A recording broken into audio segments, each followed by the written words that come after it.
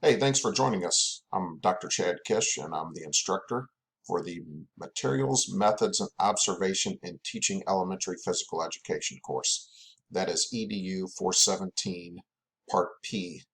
It is a co-offered course with PEP 417, which is Methods, Materials, and Observation in Coaching Youth Sports. So this is the Part 1 of Module 1, which is the introduction. You should be watching this video as a review for Tuesday's lecture, or if you happen to miss the first day of courses.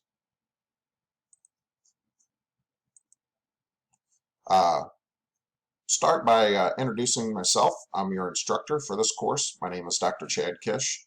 The office hours this semester will be virtual. I'll send an announcement out regularly when those will be. They'll kind of change by determined by our hybrid schedule. And anytime we have class on Tuesday or Thursday, right after class, I should be available if you'd like to make an appointment and come talk to me. This is my 4th year at Lincoln University, and my background includes teaching physical education, coaching, and health courses here at Lincoln University. Prior to coming to Lincoln, I spent 5 years as an athletic and activities instructor at a variety of high schools. I spent over a decade of coaching college basketball. I spent time coaching high school basketball and baseball. On the teaching side, I've taught online and face-to-face and hybrid courses for both anywhere from kindergarten through college level courses. Also own my own business in the sports related field, and I do some contractual consulting for some education related leadership. My background, I started off much like you, went to school, got a degree in sports management, a second degree in teaching physical education K through 12, a master's degree in physical education, a second master's in educational administration, and worked my way all the way through a doctorate degree in educational leadership. So today's information, we'll briefly review the syllabus. We'll talk about the course outline.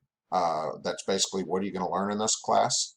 I'll give you a little bit of information on some major course assignments, but we'll give you those information specific to those assignments along the way.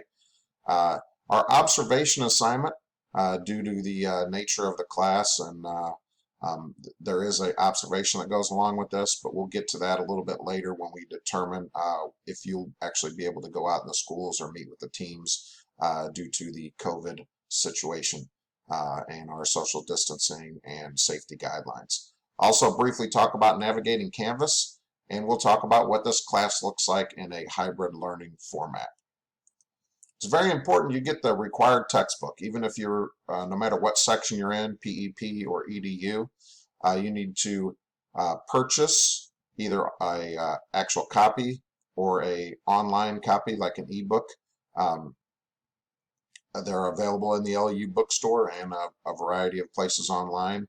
But the textbook is Dynamic Physical Education for Elementary School Children.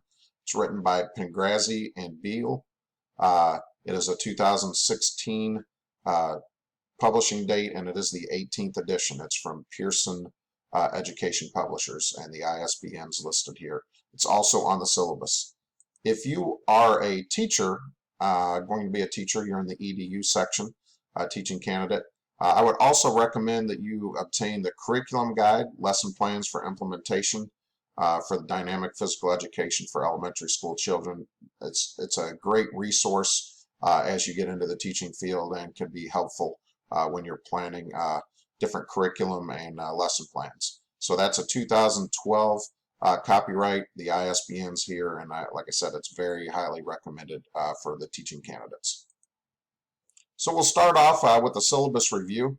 You can get the syllabus and download that. I would suggest you download it and read it off of the Canvas course page, and I'll show you how to navigate that a little bit later.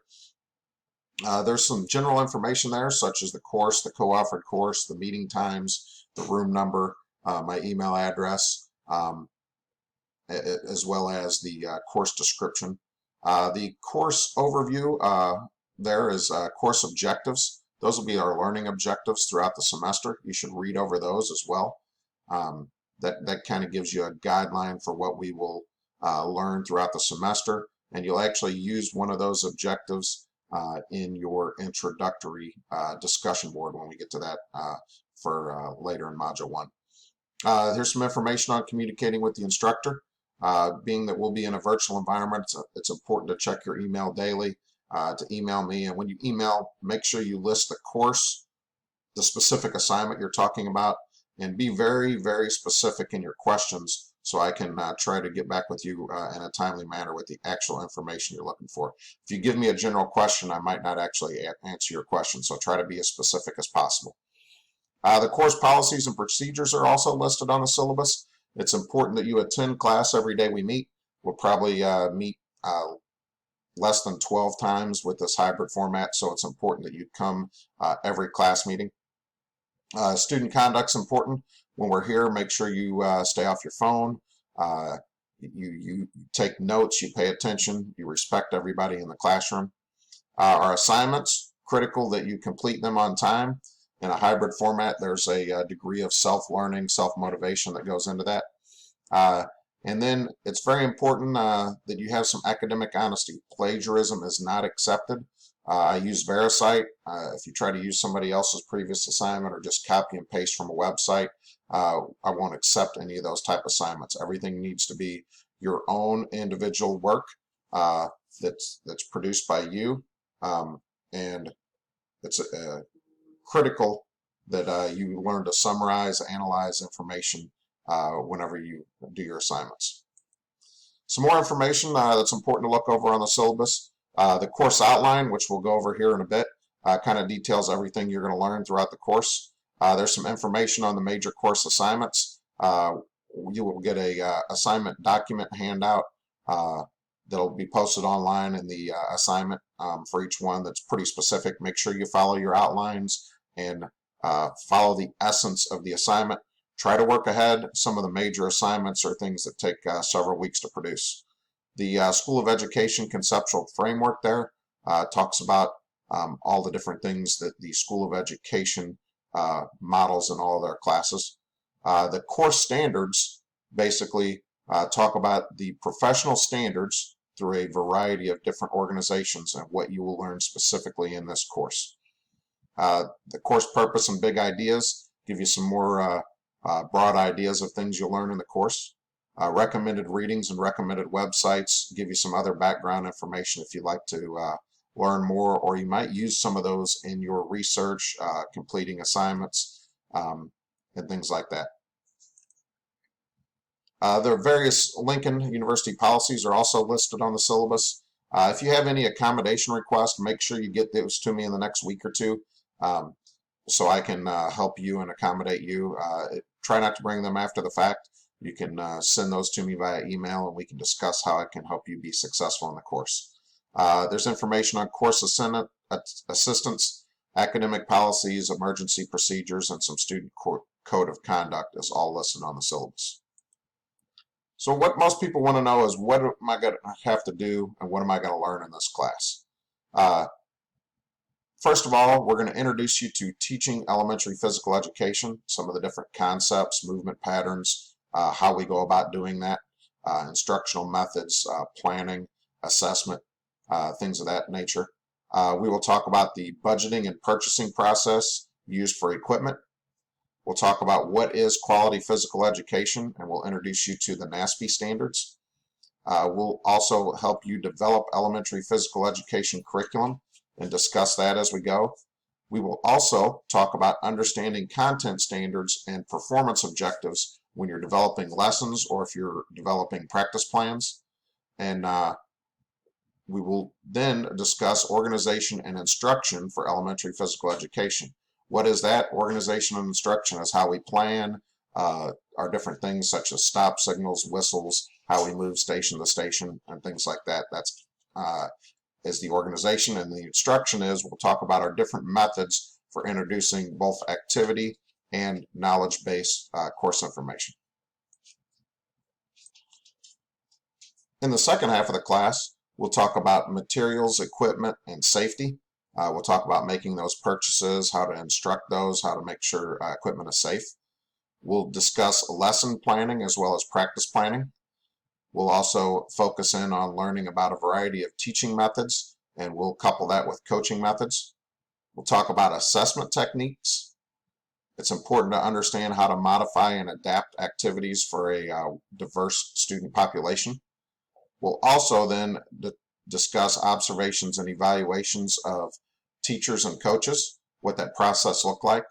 And it's very important, especially in the elementary physical education realm, to integrate academics into your physical education program, as well as some overarching goals and ideals in your athletic program.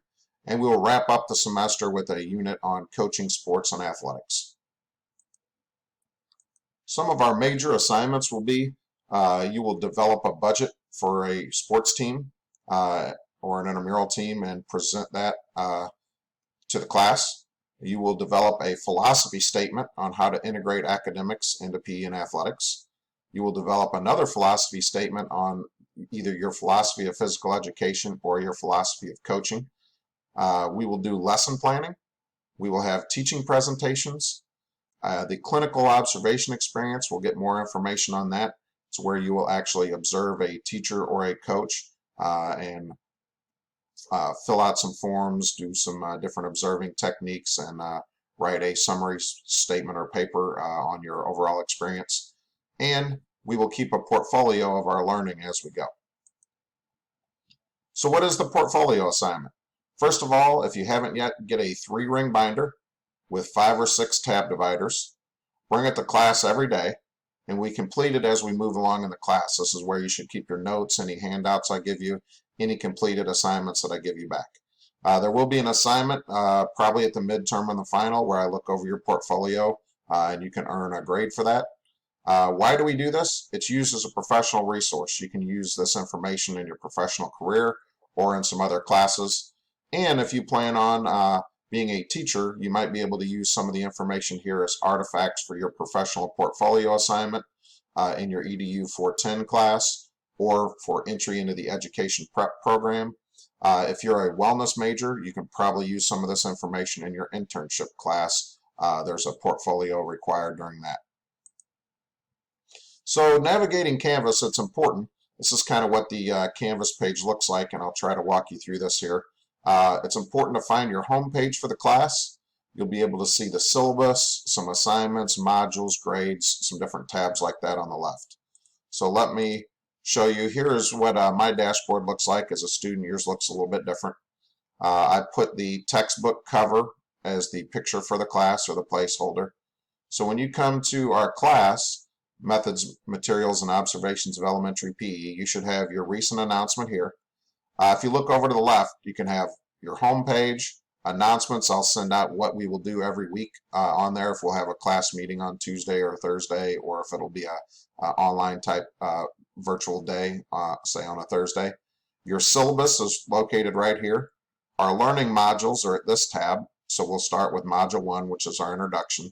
And under that are areas where your assignments, discussions, quizzes, you can look at your attendance and grades as well as there's some other links here. So when you go to modules, for instance, if you click on modules, you'll see some different things. Mine is where I create, so it looks a little bit different. But if you scroll down, you'll see there's an orientation module that you should go through.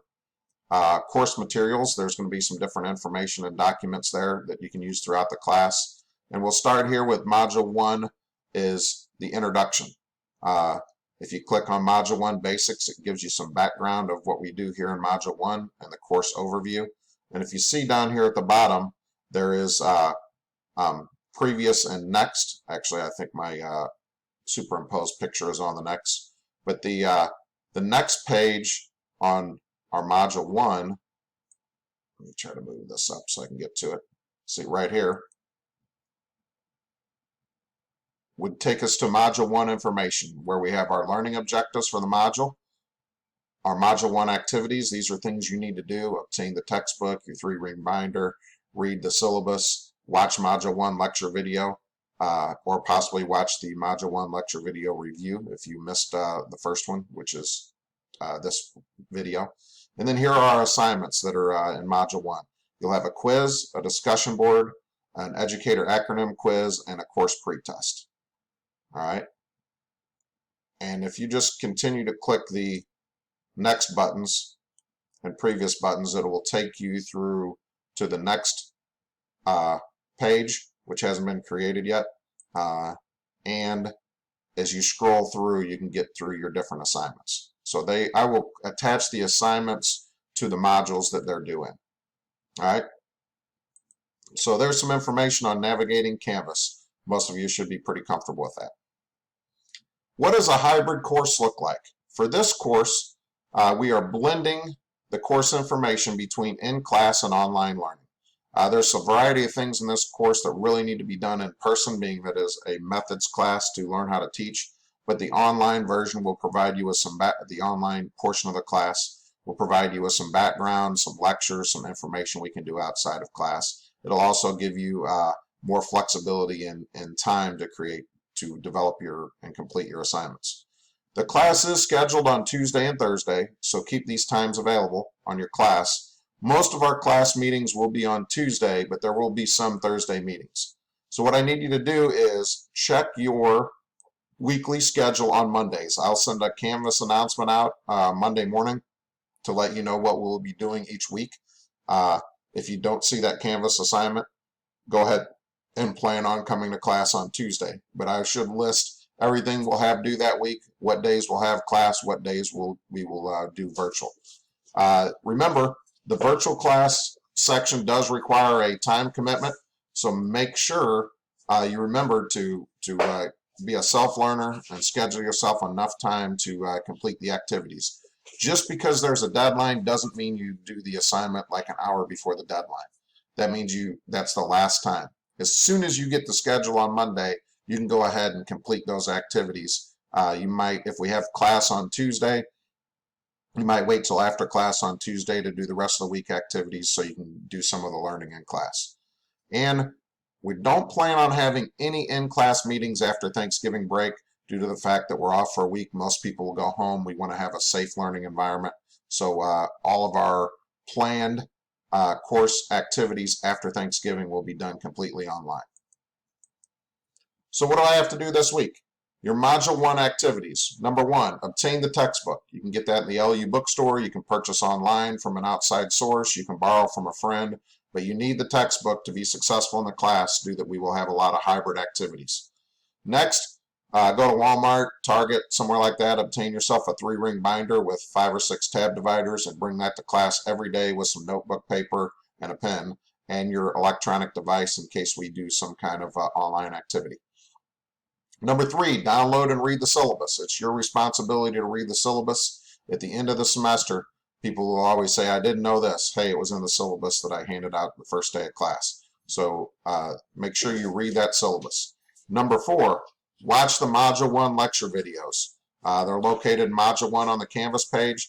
This video is a review of the first day, Tuesday, and there will be a second video, part 2, that will not be an in-class activity. It will only be online. So I want you to go ahead and watch part 2 of the video so you can get the information for what would be our Thursday class. It would be considered our Thursday lecture, even though we won't be in class the first Thursday. Here's our Module 1 assignments. Number 1, the Module 1 quiz is a quiz over the syllabus. It's due Thursday by 8 p.m. You can take that as early as possible.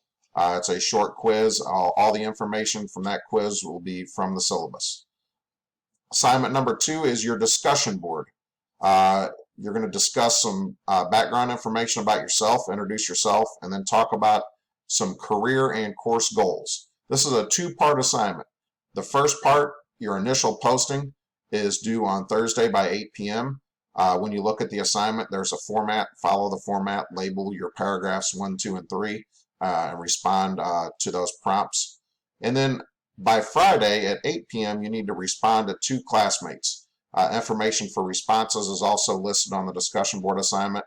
If 2 people have already posted before you when you do your initial posting, you don't have to wait till Friday. Just go ahead and do your responses on Thursday and get them over with. Number 3 is your educator acronym quiz. Once you watch part 2 of this video, take that quiz. That's due Friday at 8. And in that information, it's a short quiz over basically the educator acronym section of Module 1 video part 2. And then your course pretest is due on Sunday at 8 p.m. So make sure you complete that pretest online. It's 13 questions, one question that has 3 parts. So it's basically worth 15 points. If you complete that by the deadline, you'll get 10 points of extra credit. So if you get 10 out of 15, you will get basically 20 points out of 15. All right, you're not expected to know everything, but if you score less than 5 on that course pretest, you need to schedule a meeting with me because you may not have the background information to be successful in this course. Once again, I want to show you the slide on the textbook. This is a required textbook. You're responsible for getting it. Whether you borrow it, purchase the ebook, purchase the book from the bookstore, but you're responsible for the information in this. I didn't have the textbook is not an excuse because it is required. All right. Thanks for listening. Good luck in the course. If you have any questions, don't hesitate to email me.